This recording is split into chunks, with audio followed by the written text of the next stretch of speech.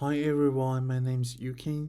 Today I present my design solution for emergency communication in the Kimberley, with a focus on Banuba community. I acknowledge the traditional owners of all lands impacted by the Kimberley Fault and pay my respects to elder past, present, and emerging. I also recognize the strengths the leadership of local communities during recovery. In 2023, ex-tropical cyclone Alley caused record floods in the Kimberley. Over 38,000 residents were affected. The disaster damaged not only roads and houses, but also cultural heritage, community life, and people's sense of home. So many people were displaced and hundreds of properties were damaged. Isolation and disrupted service made it hard for families to ask for help or to say we are safe. The Kimberley is very remote, about 2,000 kilometers from Perth. Half of the population is indigenous, living across many small communities. Distance and damaged roads increase the risk when communication fails. The Banuba people are traditional owners in the heart of the Kimberley, now mostly living in the Fitzroy crossing for Banuba. Country is not just land, it's family story, language, and identity. My approach follows two ideas. First, the Australian Disaster Preparedness Framework. Understand risk, build capability, coordinate, and prepare.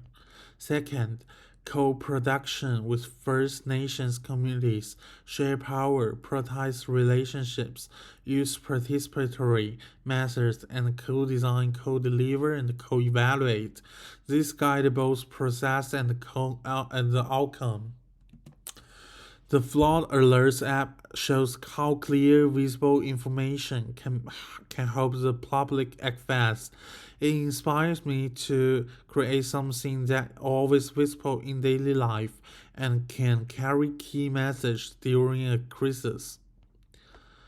And the life clock turns an everyday object into an emergency tool. This made me think, can I design a familiar household item that quietly lives with the family but becomes useful when a flood comes? For these presidents, I design an everyday object that transmits household status in a simple way. It is not a generic product with a random symbol. It is made specifically for the Banuba community and their context of the floods. The magnet uses LoRa, a low-power, long-range wireless system. It can send short signals over kilometers without phone or internet. This is practical in remote areas and during power cuts. The transmitter is hidden inside, so the culture design stays clean. The magnet has three waterproof bottoms. Green one is we are safe, the orange one is we need supplies, and the red one is urgent help needed. It is attached to a fridge or any metal surface at home. So the whole family you can see and use it easily. The size is compact. Length 100 millimeters, width 100 millimeters, and thickness only 10 millimeters. Small enough for daily use, large enough to read and press quickly.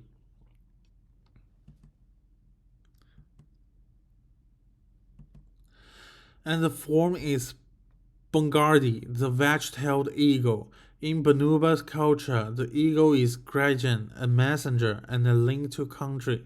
It watches from above, protecting people and land. This symbolism turns the magnet into a meaningful household presence. I choose glazed ceramic. It is waterproof and humidity resident after floods, easy to clean and long-lasting. It also feels warm and human, more like the part of the home than a cold device. The glaze protects Banuba inspired patterns on the surface. The design is clear, color codes are easy for elder and children. It is resilient, built for wet, hot, and dusty conditions. It is culturally embedded. The Bungardi from honors Banuba values while serving a practical need. And this is reference. To close, this project brings together culture, everyday life, and emergency communication. By placing a meaningful object at the center of the home, family can share their status quickly and with dignity. Thank you for listening.